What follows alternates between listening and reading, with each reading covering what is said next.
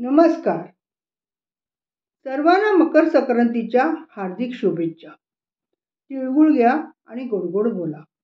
श्री साई संस्थान पुणे या संस्थेच्या वतीने मकर संक्रांतीच्या निमित्ताने ऑनलाईन राष्ट्रीय कवी संमेलन संस्थेचे संस्थापक अध्यक्ष श्री डॉक्टर संजय भाऊ चौधरी यांनी आयोजित केले आहे.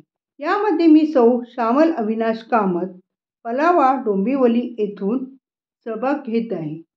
कविता आहे जीवनसाथी. माझ्या कवितेचे शीर्षक आहे सावली बनून राहावे.